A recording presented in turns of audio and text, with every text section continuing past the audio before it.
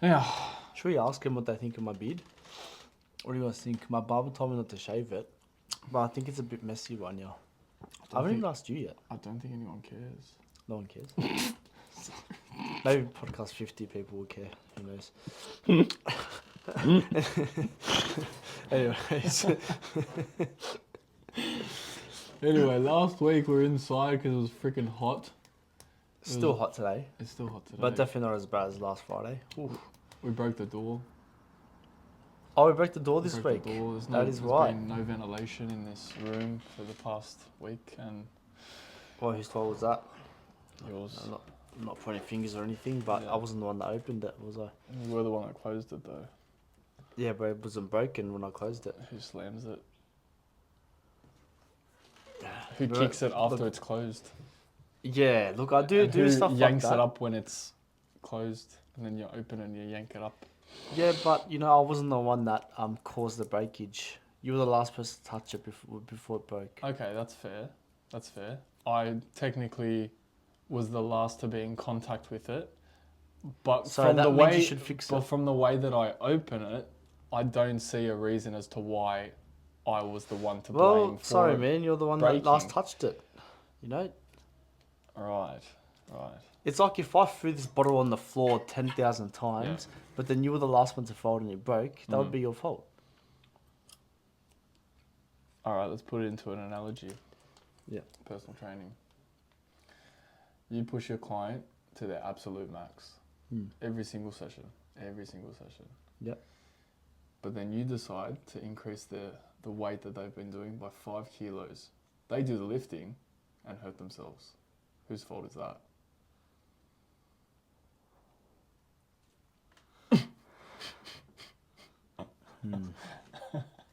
Whose fault is that? You have to say it again. Okay. You're the trainer. Yep. As you said, this bottle, slamming. So you're smashing them with sessions, smashing. Then it comes to a session where they don't feel like they're ready to increase their weight, but you go, nah, stuff it, 5 kilos, chuck it on. And they go, okay, I trust you. Yeah. Then they go to do a bench press and they pop their shoulder out. Is that your fault or their fault? The trainer's fault. 100%. All right. So that would be my fault. So, Yeah. the door, everyone opens it. Yeah, but I didn't tell you to open it that time. See, you It's know a analogy. door. It's a door Yeah, to but- be open. No. Yeah, but I you know haven't finished the analogy was analogy. like I haven't finished the analogy. So Was that I told them to increase the weight. I didn't tell you to open the door.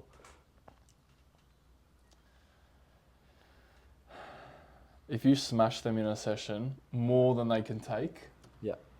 and then you give them free rein to do their own session, and they injure themselves because they're not guided correctly.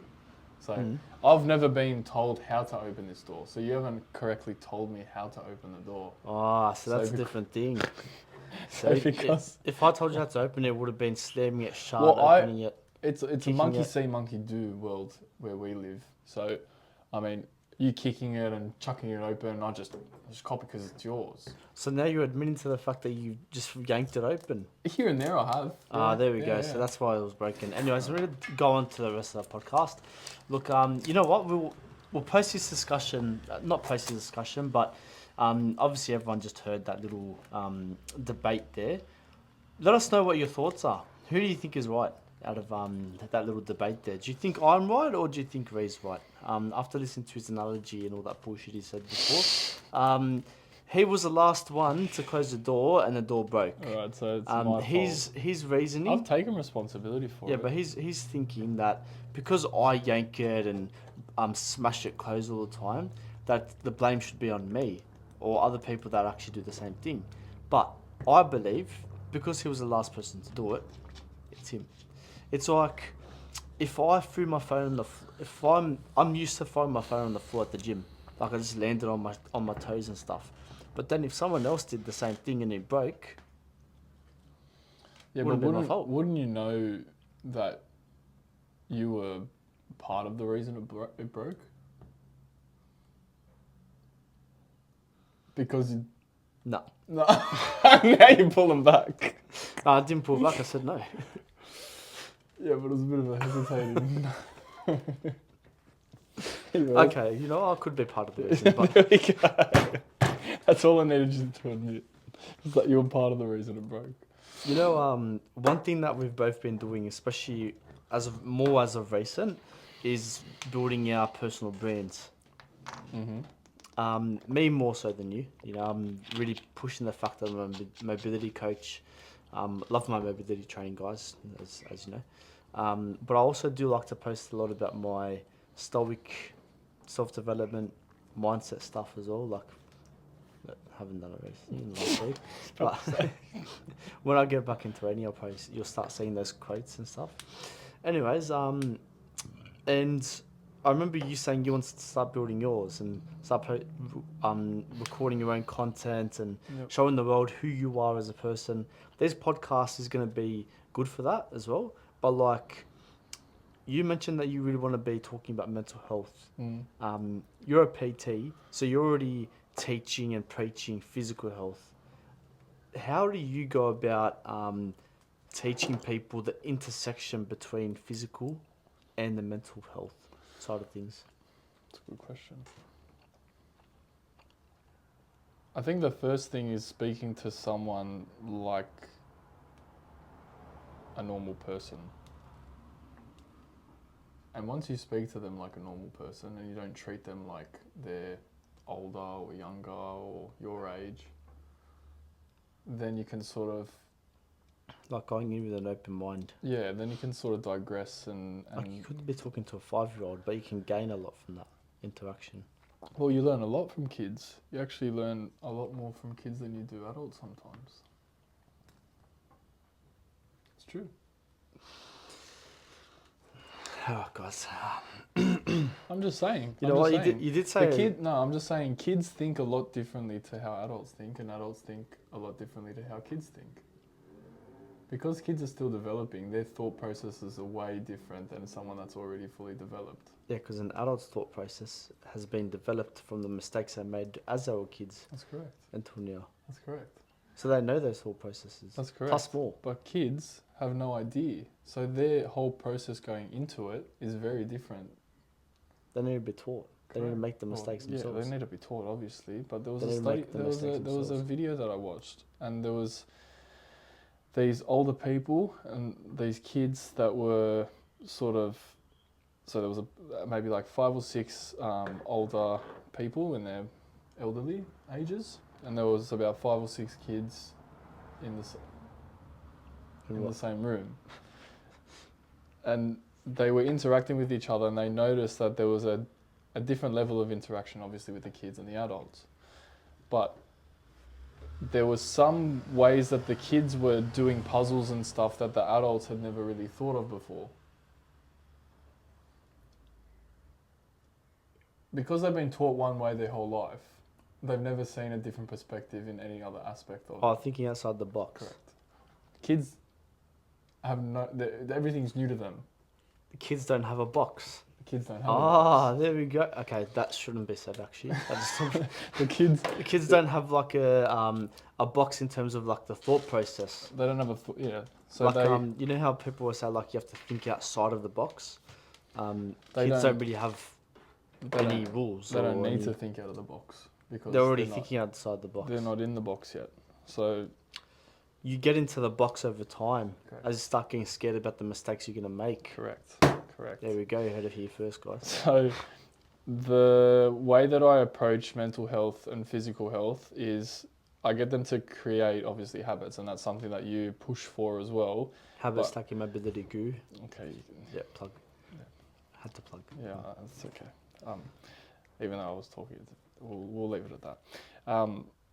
When you get them to do something like just rock up to the session week in, week out for, say, 8 weeks, they've never done physical fitness before, they've never done anything like this before, I always harp on that. I go, okay, you've done that. It's been 8 weeks now consistently that you've come to this one session a week. What is something that you can do outside of this session that you can add on to now? I don't know, I'm feeling a bit tired, work's stressing me out. Okay. If work's stressing you out, what is that telling you? I don't know. come on, and then you try and obviously ask the questions. Find out more information. But it always comes down to how they're feeling and their emotions and their choices in their everyday life. So the one thing that I always ask them is, did you want to do that? Or did you choose to do this? Or is it something that you always wanted to do? Like sort of try and get more of an emotional response out of them. So then that way I can reword my questions to get more of a deeper answer from them. That's By the way, guys, as you probably don't know this, Ree's a life coach. So he can definitely coach you when it comes to improving your physical and mental health. Because he's not only a life coach, he's also a personal trainer as well. So if you feel like your mental health is declining or your mental health space isn't always aligned with what you want to achieve in life, this guy is your guy. I'm just a normal human that isn't a life coach. Don't know why that was. Anyway, it's an inside joke. No one understands on the podcast that I started a life coaching course and I didn't complete it. And I have now upheld the title of a life coach by Brendon, and only Brendon. He's a life coach, guys. I'm a life coach now. If I ever have life problems, I come to him and he usually sorts them out. So to me, he's a life coach. You don't need that piece of paper. I don't. But yeah, I'm not a qualified life coach, but I like to think that I can coach people through life. Exactly. Okay. Yeah. He's full of wisdom, this guy. All right. You know what? You know what I told him the other day? He's like a 156-year-old in a 22-year-old body. I think I've learned to open my mind to a lot of things. And so have you recently, like just from speaking to you and seeing you develop and grow. The one thing that I've always tried to harp on everyone, especially like the clients that I speak to as well, is just be open-minded to change. I think change is the biggest thing that people don't like doing. Is like making that step. People don't like change. People don't like change. Change is one of those things where it's... Because change is scary. Change is probably the scariest thing, but then you're also facing a fear. So once you face that fear of changing, then you've overcome it. Then what's next? What's next? If you know that you can overcome a fear like change, what opportunity do you have next that you can go into? You can change even further. You can change even further with your thought processes. You can change your thoughts on study. You can change your thoughts on developing your career. Yeah, but humans are continuously evolving. If you feel like you're just going to be stuck in the same thing, doing the same thing every day for the rest of your life, then you're wrong. Because at the end of the day, if you're not continuously evolving or turning into a new human with new skills and new thought patterns and all that jazz, then... Well, think about it. That's a pretty boring life. When civilization started, whenever it started, from where they were then to where we are now, if there was no change whatsoever... They were doing pretty good back then, though. They built pyramids. But they're doing pretty good. We're doing pretty good now. They built pyramids. They did. We haven't built pyramids yet. We've built towers. We've built monuments. Pyramids. We haven't built any of those things. Exactly. They were ahead from us. Yeah, but now we've developed into gaining machinery that could probably build those things. Yeah, but they haven't built it yet.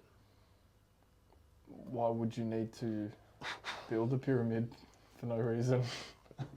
They've built glass pyramids. There's a glass pyramid in France that they've made. They're just a smaller version. You have to go to monumental heights and make the world's biggest pyramid. I mean, that's what they did. They did that a lot. They could probably 3D print it as well. They could probably 3D print it, but a lot of people back in that day were like, that was like their landmark. That was like their thing. What's it called? That was their staple Point piece. Tower. Yeah. We just put a stick in the ground and put an elevator come on, man. through it. There's a shopping centre in there. Oh yeah, right. I forgot about the shopping centre. And there's food and stuff in there. Oh. They've got a food court at the top. Have you been to O-Bar? The one that rotates? Is it O-Bar? No, I haven't actually. There's a bar in the city. I think it's just off George Street. I was going to go to it, but I don't like spinning things. It was I have weird. PTSD from Luna Park. It's very weird. A weird experience because you're like eating and then you're talking and then you turn around, you're looking at a completely different place. Mm. And then you're eating and then you have to go to the toilet and you're like, why am I doing this? Why am I moving? It's so weird. I don't know why that came Alright, up. so, What? you know, we have talked quite a bit about this recently, Mm. I feel. And it really ties in with how we're talking about our mental health because you know what? I feel like whenever like I have negative feelings like anger, sad, let's not call them negative feelings, just emotions. When I express emotions that I'm not used to always feeling, I tend to resort to um, negative health behaviors like smoking. I've done smoking in the past, um, drugs. What else? Alcohol. Alcohol. Well, I would group that under drugs. Anyway, so I've gone down the route like partying would be another one. I've gone down the route of opting for negative health decisions, and I feel like a lot of people do this, where like they're angry or sad, so they drink, or they're angry or sad, so they smoke weed. They're angry or sad or stressed with work or something, they smoke cigarettes or pick up vaping, whatever it might be. And at first, not bad, but then over time, it can develop into an addiction, Mm-hmm. and then people start relying on those sources that kind of gets them out of a state of mind because they feel uncomfortable in those states of mind. And what I'm trying to say here is, you know, there might be people that are experiencing sadness, and it might lead to depression, and they're feeling sad for an extended period of time. Mm. They're relying on a certain drug to cope with that feeling because they don't like that feeling anymore. So like, oh, you know, if I It's a smoke coping weed, mechanism. yeah, if I smoke weed, I'll forget about how sad I am for the next few hours. Then Mm. they go to bed, whatever it might be. Why do What? you think that is? Why do you think people revert to drugs, alcohol, smoking? Oh, definitely because it's an escape. Because if you think about it, like, if I feel like the reason why people do pick up drugs or start them, is because they're trying to escape a certain state of mind. Or fill a void? Or fill a void, yeah. But I reckon it's state of mind because they might be feeling like empty inside, like they're not accomplishing things. It's very common with kids in their early 20s or once they finish school, because in that period of just finish school, early 20s, kids are all trying to figure out what they want to do with their lives. Experimenting. No, it's not about experimenting. They don't know what they're doing with their lives.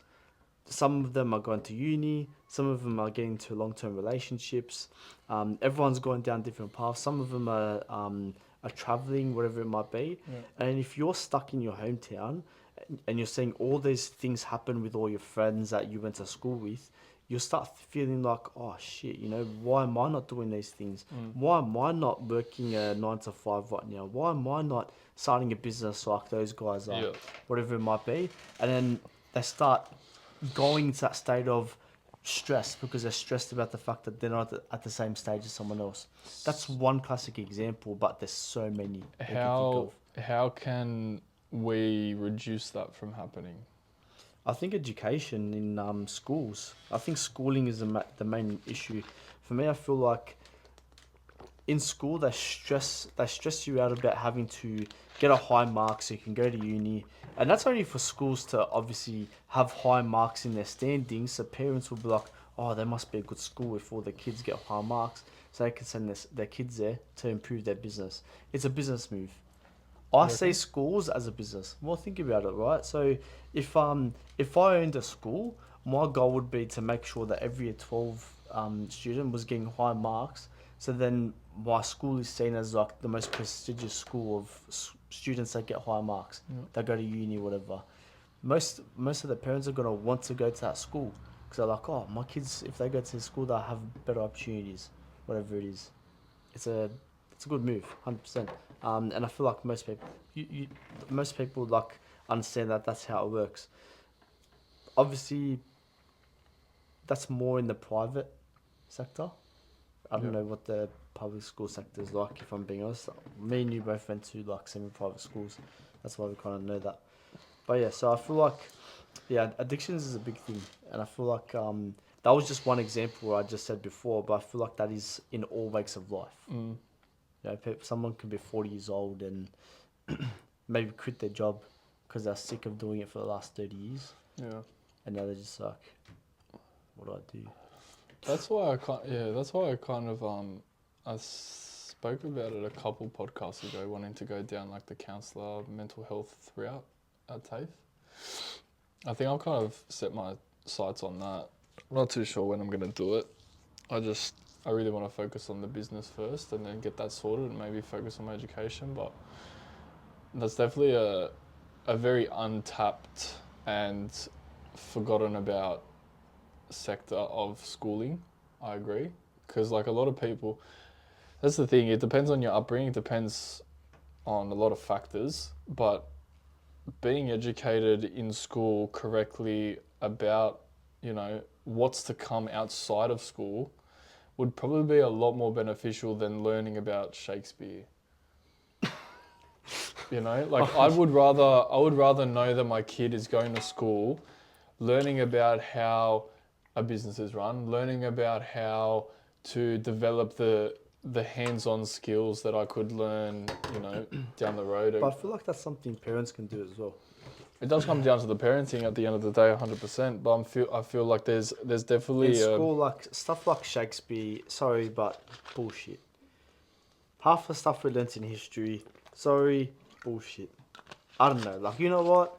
We can't actually say that, just because there's a lot of people that actually do respect those things and end up following their whole life doing that stuff. 100%. And there's a place for those things. But I just feel like there is a lot of things that you do at school that is pretty unnecessary, and most people would agree with that. Yeah. I just feel like, imagine they had a subject about the outside of school experience. Mm. You went and experienced a day in the life of a career that you wanted to go down, which you do. You do end up doing stuff like that, but do they teach you about the taxes? Do they teach you about like the deep nitty-gritty stuff of what you're actually going to be facing? Do they prep you for what's going to come? Mm. They literally just teach you how to study, and then once you're taught how to study, the rest is up to you. Into uni. Well, that depends. Further study. That depends. That depends on how you go throughout school. If you go throughout school and you don't want to study, you leave. Do something hands-on. Mm.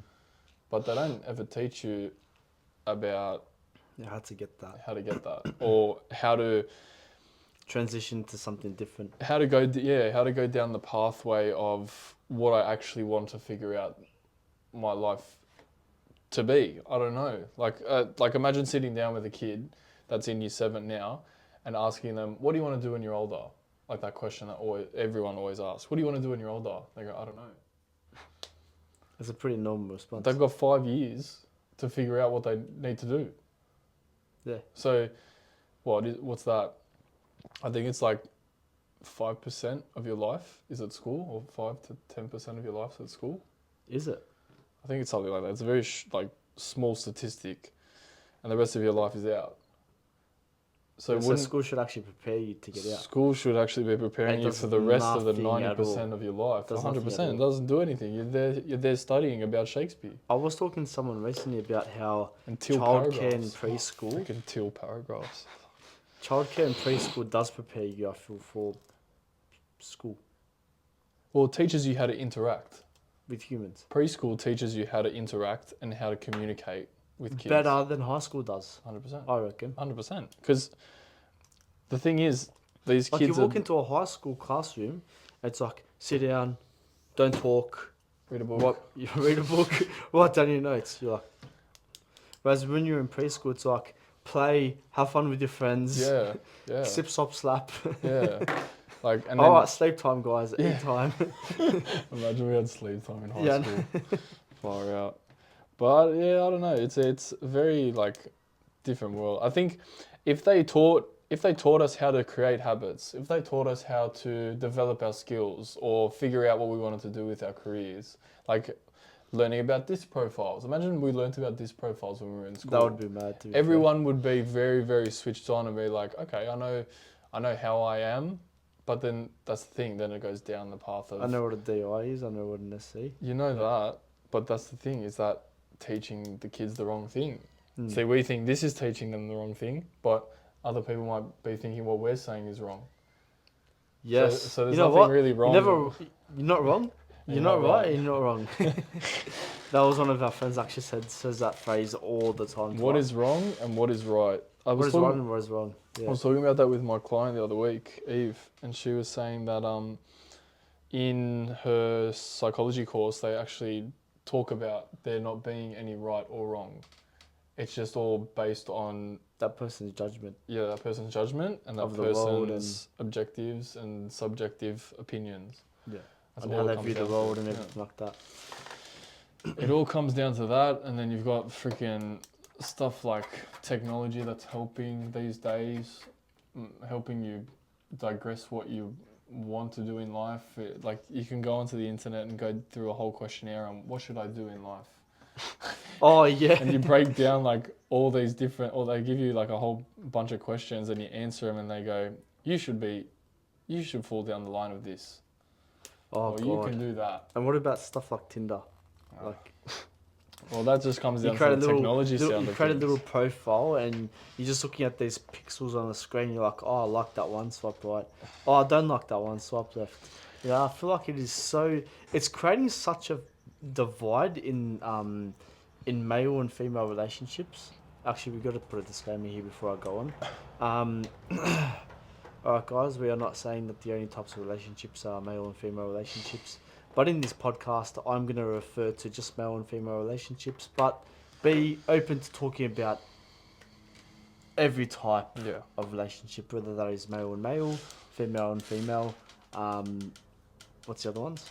Sorry, and the whole LGBT community. Yes, I am fully accepting. Is that the rainbow? Can we put a rainbow in it? No, I'm probably not going to edit that in. Okay. Anyways, in the realm of Tinder, I feel like the technology side of things has made it so much easier for people to be more vulnerable unless they don't go on it. No, I wouldn't say. Really? I'd say Tinder is actually creating this world of people having all these options. Having so many options. Like they go on a date or they see someone, they start dating someone, whatever it might be, then they realise they go after that date, if that person didn't wow them or they weren't the wow factor, then it's really easy for them to just go home and just keep on swiping until they find the next match. Then they'll go on again. And I feel like that's the same on Instagram. People see all these people on Instagram, they feel like they deserve better than what they have or what they've had. Because they see all these people on Instagram and they're like, oh wow, that person looks really attractive. I feel like I'm at that person's level of attractiveness, whatever it might be, the way I don't know how they're all thinking. And then I've actually heard of stories where people actually break up with their long-term partners to go towards something else because of how many options they think they have out in the world. The short-term gain. Short-term gain, whatever it might be. The short-term buzz. Really crazy. How do you feel like the digital age has definitely created that? Do you think it's developed into a good thing or a bad thing? There's definitely two sides of the coin. I definitely feel like it depends on the person that's using those apps or trying to use technology to their advantage when it comes to dating and the dating world. It's definitely comes down to how you view it, how you're viewing it, 100%. Because if you view it as like, oh, I've got so many options, and then you start going into those relationships with that mentality, then you're not going to really succeed. Whereas if you go into it thinking like, oh, this person, like actually taking everything one step at a time, and take like it's same with anything in life. If you take it one step at a time, that's the only way you're going to realise if this is for you or not for you. That's the way I think. But yeah.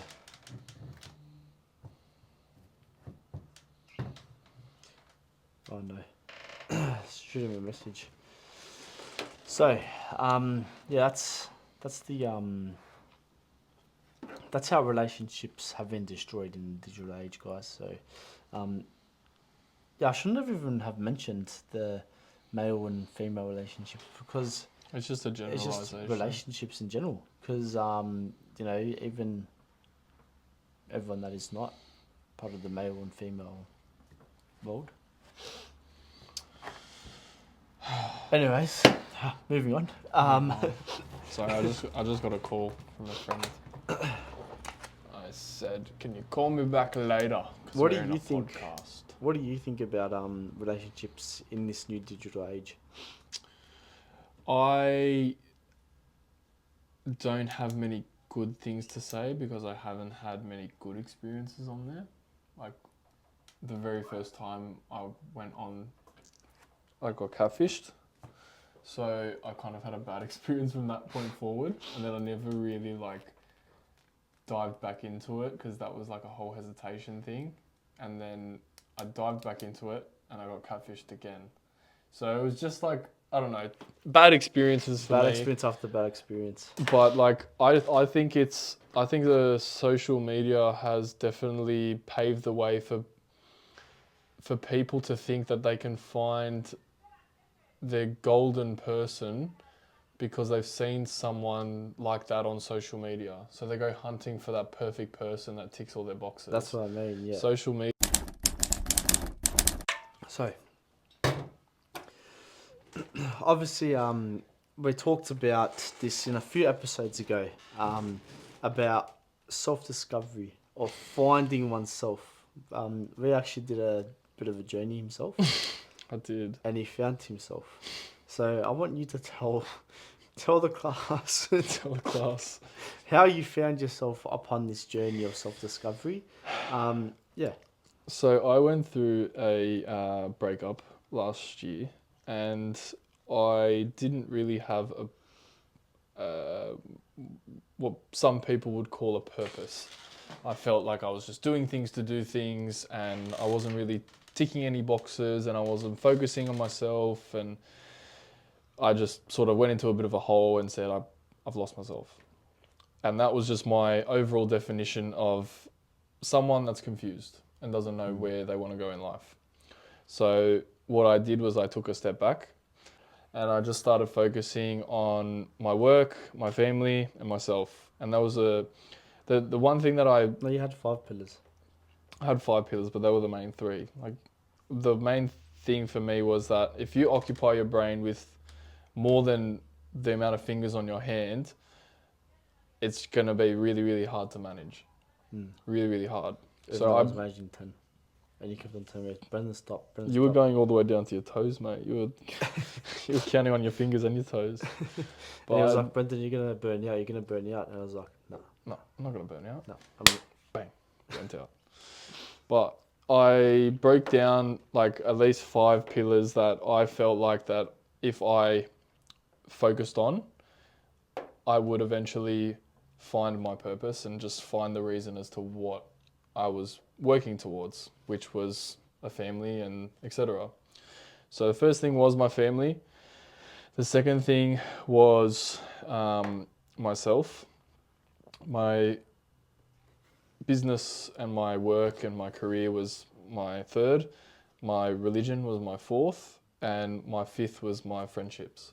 So they were the 5 that I focused on.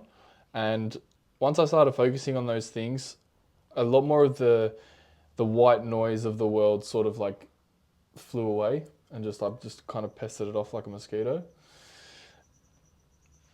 And everything sort of just fell into place, and I kind of found my purpose, and my purpose was just speaking, talking, communicating. That was like what I found to be my whole thing. So I ended up finding out that my sole purpose was just to communicate with people. So I speak to people every day. It's my job. You speak to people every day. That's your job. I just felt like what I had lost was my confidence.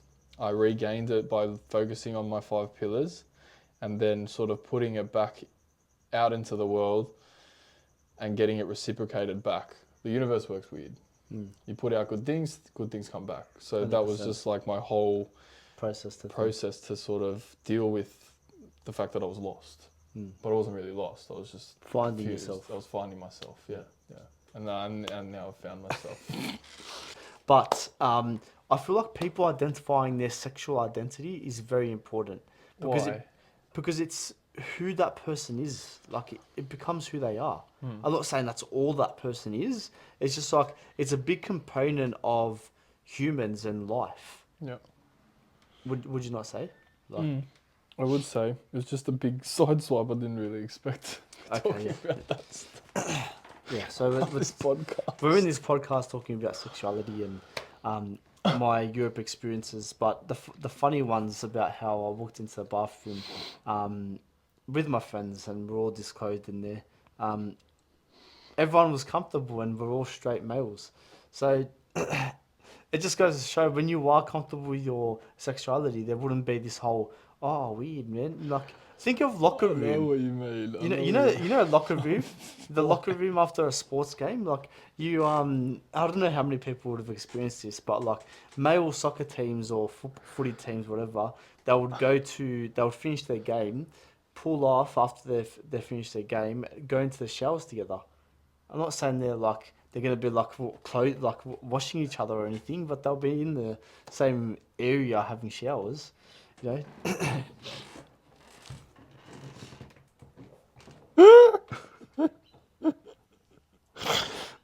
What's wrong with me?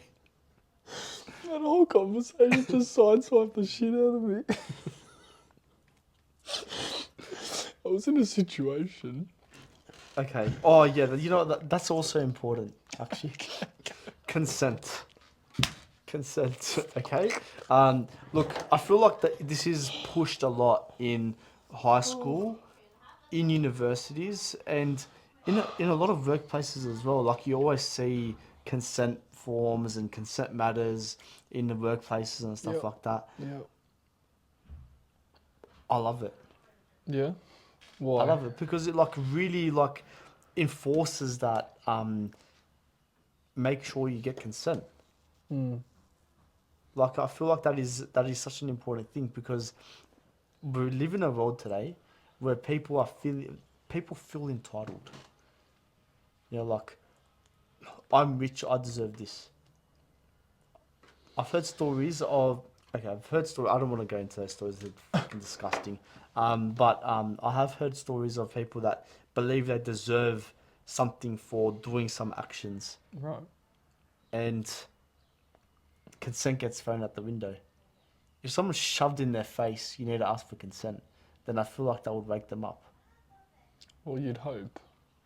But then the rate of rape is going up tenfold every day. You have to throw in a disclaimer here, eh? You can't say rape and stuff on the podcast. But you're talking about consent. I And you're not giving. I didn't say consent for sex. Well, what other consent would be needed? Consent for partnership. Consent for working together. Piss off. Piss off. Right. Okay. But it is that's also another thing.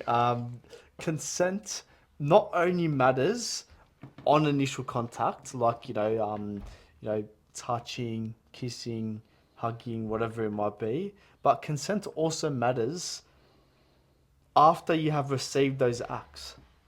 Mm. No? Mm-hmm. Would you not agree? Like, No, I agree. let's say you get into a relationship with someone, and this is a situation. Get into a relationship with someone, you've had sex, whatever that might be for anyone, and then because you've done it once, you believe you deserve it again, or you should be able to keep on doing it. Some people might only want to do it that one time and not want to do it again with you. And I feel like it's really important to re-ask a question or re-ask for consent. Communication. Communication is key. And that's something that Ray really speaks out about. Communication. Because I feel like when you do not communicate, especially with the people around you, the people that are close to you, you kind of lose, I don't know, not lose that connection, but like you can get lost. You can go down different paths. And without communicating, you won't actually reconnect. It will take longer for you to reconnect. So if you're going to take any lessons from that sexual talk that I just had with everyone, it is to communicate, ask for consent, tell your partners what you like and you don't like, explore your sexuality, and find yourself in a sexual way. Find your sexual identity. You know what? That's your homework for today, guys. Now, I've done enough talking. I want to pass it on to you. Yeah, good, because I'm gonna completely change the whole, the whole navigation of that conversation. Next time, anyway, I'm just gonna leave it at that. So one thing that I've noticed recently, I'll start that again. So one thing that I noticed recently, and that I've found to be probably the most important thing that's happened to me, is we went into full-time work for the business, and we are now a year and a month in, and for the first time in a year and a month, we've done. The one thing that I noticed after working on the business for a whole year and a month was that I wasn't focusing, or neither of us were focusing on something that was external to what we were doing. So recently you've taken up jiu-jitsu with our mate, and I've recently taken up group training again. So I used to be a previous, with your sister, yes. I recently started the group training. I was a previous group trainer at F45 and sort of wasn't really my vibe, but I liked the whole aspect of the community, different people, different exercises. You're always on the ball. You're pretty much told what to do, or you're guided in some sort of direction. And I feel like that's maybe similar with what you do at jiu-jitsu. You're told this is what you have to do, you do it, and then you learn from. No? Okay. Well, explain to me what you do then, because I wouldn't see why what I just said was wrong. With jiu-jitsu, it's like more of a get on the mat and roll. Right, but don't you learn things? So the start of the class, it is structured in some way. Like they'll there's no warm ups, by the way. Just to throw it out there, we should probably warm up, but they don't really warm up or anything. What they do is they teach us a skill for the first like 10 to 15 minutes. Yeah, so they teach you, and then you learn that skill. Yeah. But then after that, you're kind of the next like 10 minutes, you're kind of rotating between one other person or a few people, and you're kind of just refining that skill. Right. So for the first half an hour to 40 minutes, it's all just learn the skill, practice it with your partner. Right. Then the rest of the session, or the rest until like the rest of the 45 minutes or so, is just free for all. Right. It's just wrestling. Right. And so you can try using the skill in that wrestle, or not. It's up to you. Okay, but is that still not structured? It's just basically like you learn a new skill, you refine it, and then you use it. Yeah, we don't have to use that then. You have the choice to use it or not. Yes. Group training. Yes. You learn what you're doing for the first 10 minutes. You go into it and you do it. And then you know that you have to improve on it next time because they try and challenge you to do better next time. So it's kind of the same aspect, the group setting. In the group setting. You have a partner that you go with, you have someone that you do it with, but you're always interacting with someone. Yeah. So I found that has been the most important thing in doing full-time work, is finding an outlet other than just your work. And the importance of that on your mental health side of things, as well as your physical side of things, is super important, because when you're honed into your work for a year straight and you're like, oh my God, I don't know what I'm doing, I feel tired, I feel sluggish, this, that, blah, blah, blah. You think about all the bad things, but you're not actually increasing your endorphins, you're not actually increasing your cardiovascular fitness, you're not increasing your mental strength, your physical strength. You're not doing any of those things to benefit your body when you're just honing in on work. And then you hit a brick wall and you go, I have to do something. And that's when we get clients come to us, when they hit that brick wall after working for so long. Yeah. So in the concept of balance in fitness. I feel like, yes, work like a dog, work hard, but find something that is like outside of your comfort zone, or something that you used to do that you liked in the past that you want to regain again. Because everyone always refrains back to fitness as being fitness or going for a walk or something in that realm. Keep you fit and healthy. Just moving your body. Just moving your For body. me, it's just like about taking someone to just move their body around. Doesn't matter what that is. It actually does not matter what it is. Like jiu-jitsu is just two grown men humping each other on a mat. That's basically what it is, in a nutshell. It's just two grown men doing jiu-jitsu together. You didn't have to add the humping part because there's just no need for the humping part of that sentence. But they're two grown men and women that... I know there's no women in our class. Okay, well there is women that do jiu-jitsu, but like... Two people that rumble around on the floor and do jiu-jitsu. Two people that roll around on the floor, humping each other. And so that's one aspect. Football is just a bunch of men trying to score. Actually, I know, a bunch of people trying to score goals. Okay, fine. All right. So what I'm trying to say with all this is, life should. You definitely need some type of activity in your life. An outlet. Yeah. Some type of outlet in your life that is active. Yeah. You know, and that could be something as simple as walking. Because it helps you avoid that burnout. Otherwise, bro, do you remember how many times we just hit brick walls? We were like, no, I don't want to do anything, man. I just want to keep my feet up. I can't be bothered. But we weren't doing anything. We were just sitting there doing nothing. Yeah, legit. Oh, I feel tired. I might go for a little nap. Oh, wake up. Oh, sluggish. Oh, what day is it? Oh, what time is it? Oh, 4 o'clock. Oh my God, I got a client. The outlets, it's like good to like... It's good to have and structure. Exactly. Imagine that 100% on Tuesdays and Thursday nights, you've got jiu-jitsu. Yeah. Sweet, you've got something to look forward to. I know that 3 days of my week, I've got a group training session. And that's strength and cardio and weights. So it's just like the perfect mix. That is pretty good. So, as well as doing, we train as well. We like to keep our muscles nice and pumped. On top of that, it's also good to do that. Yeah, if you want to show the world, I'll put the Ziz music over the top of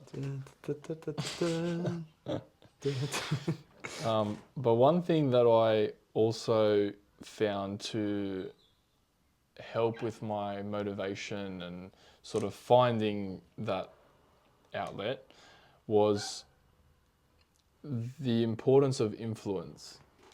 And you read a book, was it The Power of Influence? That's called Just Influence. Just Influence.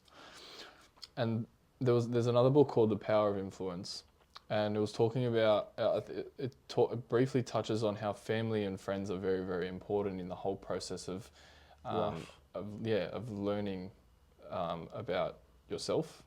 Because they are you.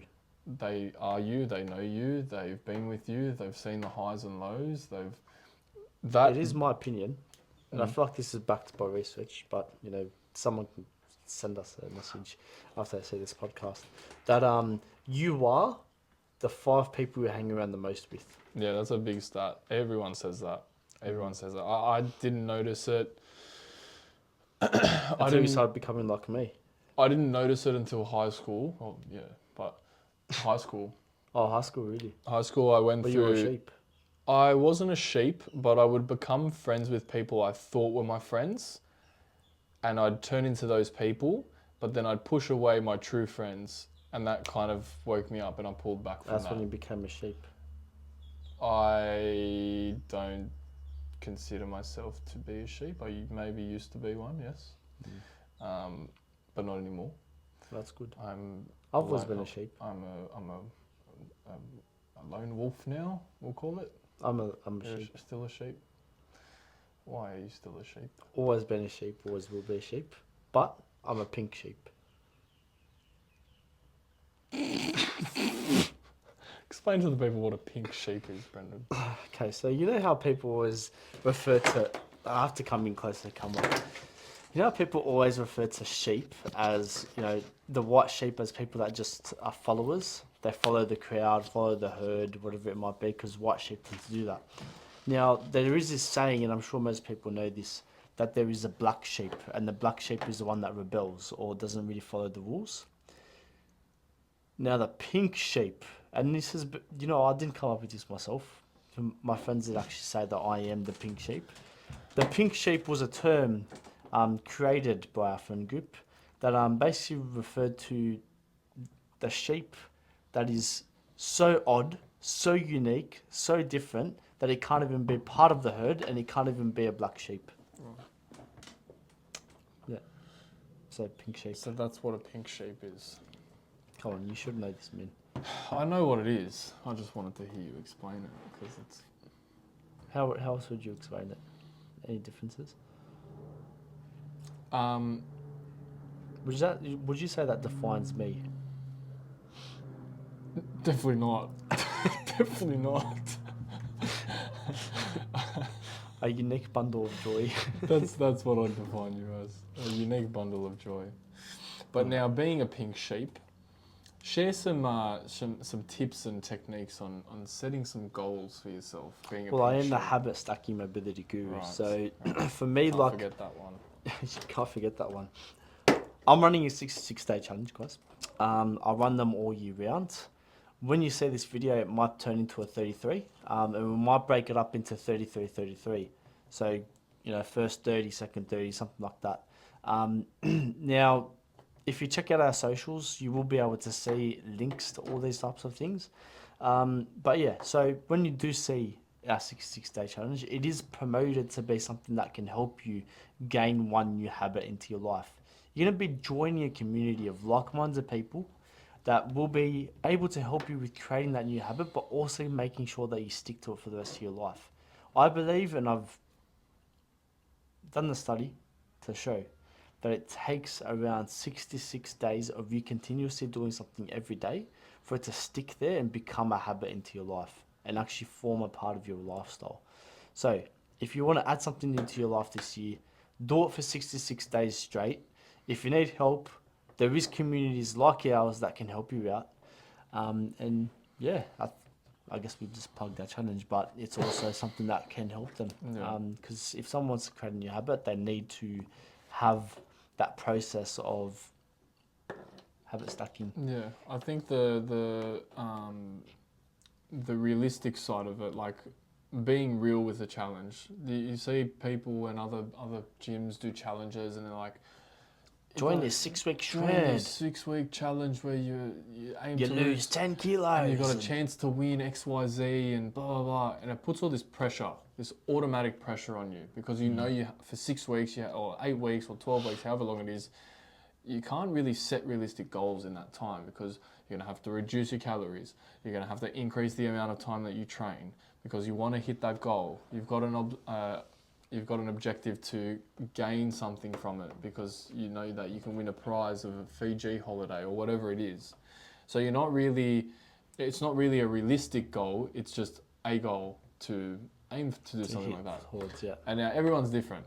Everyone is different. You may like that type of stuff and you may do challenges 3 times a year, 4 times a year, however many times a year that you want. But most of the general population find it hard to set those boundaries on themselves, and they hit what we call a plateau. When they hit that plateau, they stay very stagnant for a longer period of time, and then you get people that call us up and say, I haven't trained in 5 years.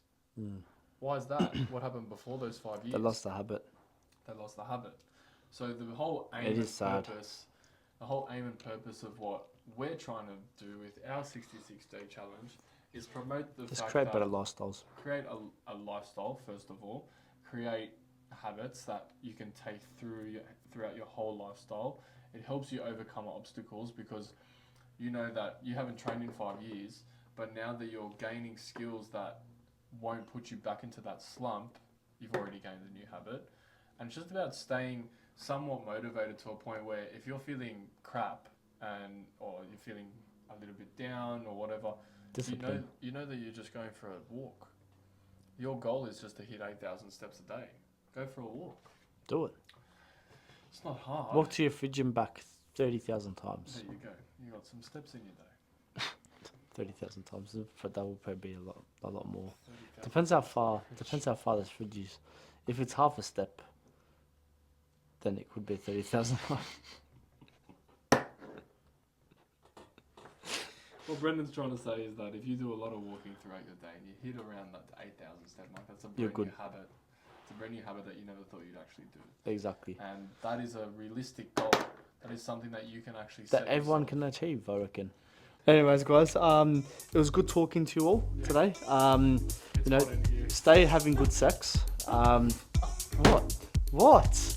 Everyone has. Stay having good sex. Oh, we're out. Have a Find great your day. sexual identity, guys. Bye. Peace.